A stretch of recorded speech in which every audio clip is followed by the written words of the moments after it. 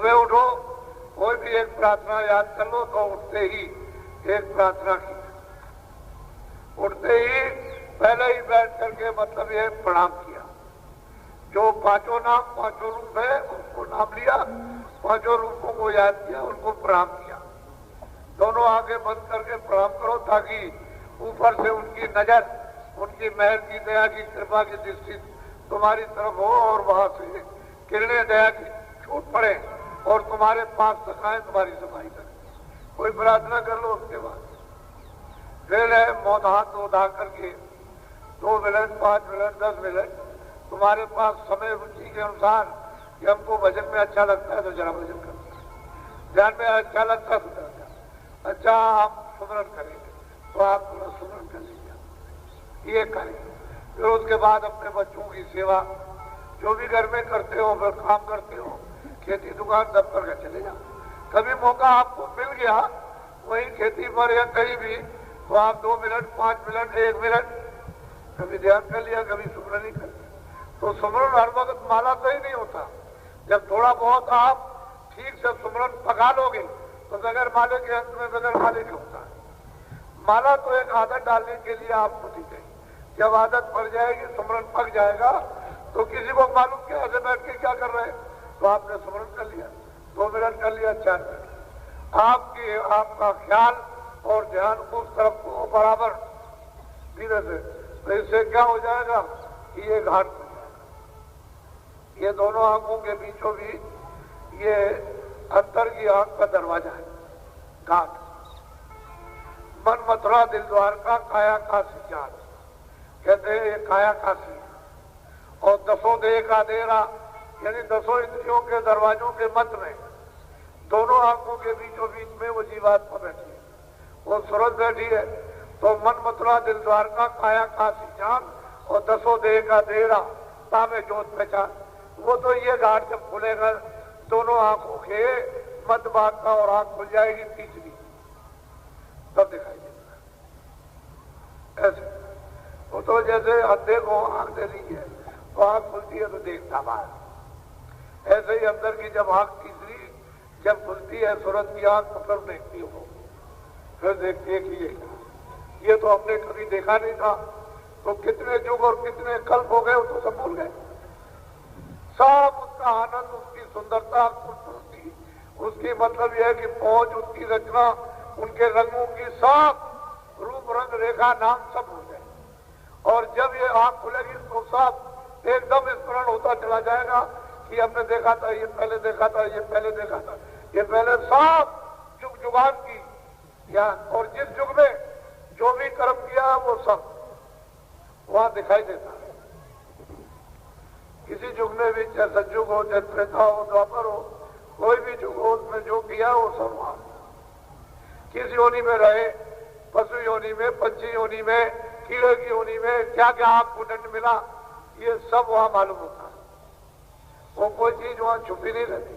उसी को कहते हैं दिव्य नेत्र ज्ञान, उसी का नाम शिव।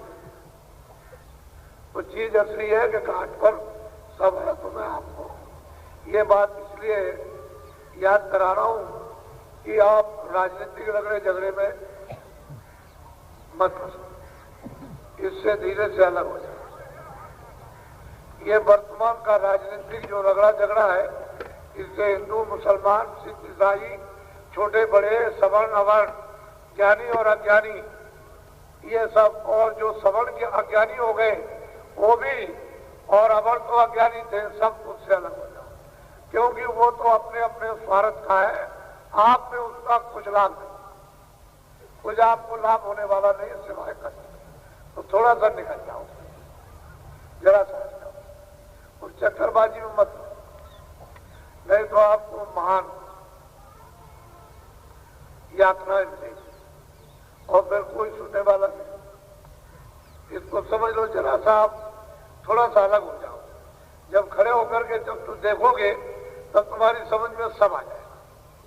बुद्धि जब बोध हो जाए, विवेक हो जाए, तो ये सब समझ में आएगा, जरा सा अलग हो जाओ। लेकिन जब तक उसमें तुम गिरे हुए हो तब तक तुम्हारी समझ में कुछ नहीं आ सकता है कि मैं किसका हूं, कौन मेरा। तुम किसी के नहीं हो और तुम्हारा कोई नहीं। वह सबको अपनी अपनी बड़ी तेरी क्या फिक्र है, तुम हो क्या, वह अपनी अपनी पड़ी हुई है, तुम्हारी कुछ चिंता नहीं, अपनी चिंता है। तो इसलिए तुम जब अलग हो जाओगे, जरा दूर हो जाओगे, फिर देखोगे तो आपको मालूम हो जाएगा कि अरे ये है कैसे, हम भी धोखे में थे, वो भी धोखे, दोनों के दोनों एक दूसरे के धोखे में, और दोनों ठग, दोनों ठग। समझ लो अच्छी तरह, थोड़ा दिन से अलग। ये मैं बराबर आपको प्रेरणा देता हूं कि आपको कुछ नहीं मिलेगा, थोड़ा अलग हट जाओगे धीरे से तो आपको अच्छे आदमी समझ में आ जाएंगे, अच्छा समाज। फिर आप उस अच्छे आदमी और समाज में पहले तो मानवता का धन ले लीजिए, फिर वो आध्यात्मिकता का धन लीजिए आप, उसके बाद में फिर कुछ आप सब कुछ कर सको। अभी तो आप कुछ नहीं कर सकते हो, ना मनुष्य नहीं हो, तो आध्यात्मिक बात तो बहुत दूर है, तो करोड़ों अरबों खरबों को दूर हो गई। जब मनुष्य ही नहीं हो तो आप क्या किसी का कर सकते हो, तो मनुष्य तो बन जाओ, इंसान तो बन जाओ। जब इंसान बनोगे तो न वहां कोई छोटा, न बड़ा, न कोई अमीर, न कोई, सब मनुष्य है, सब अपने। जब तुम अपने अपने सब समझोगे, अपनी जैसी तकलीफ, तो वे दूसरों की इमदाद मदद वो तुम्हारी हो, तो मनुष्य तो बनो, इंसान तो बनो। फिर कोई न मुसलमान से झगड़ा, न हिंदू से झगड़ा, न ईसाई से, न इनसे झगड़ा, न सवर्ण से झगड़ा, न अवर्ण से झगड़ा, न अर्जनों से झगड़ा, न आदिवासी से झगड़ा, न ब्राह्मण से झगड़ा, न वैश्य। भाई मनुष्य बन गए वहां। यहाँ देखो सब तरह के लोग हैं, सब तरह के आए। यहाँ किस बात किस बात पे सब लोग क्या, एक अपनी, सब अपनी चीज, ये सब सुन रहे अपनी आत्मा की, अपनी सूरत की, और ये सब सोच रहे कि मनुष्य जीवन बड़े भाग से मिला, फिर ये मिलेगा नहीं, और जो हम कुछ कर लेते हैं उसको हमको भोगना पड़ेगा। तो ऐसा क्यों न किया जाए कि जरूरत के लिए अपने शरीर रक्षा के, परिवार रक्षा के काम किए जाए, बाकी आत्मरक्षा की जाए, क्योंकि उस समय पर तो कोई काम आएगा नहीं। तुम सोचोगे हमारा बहुत बड़ा कोई राजा मिल है, तो मेरे काम, तुम्हारे काम कौन है?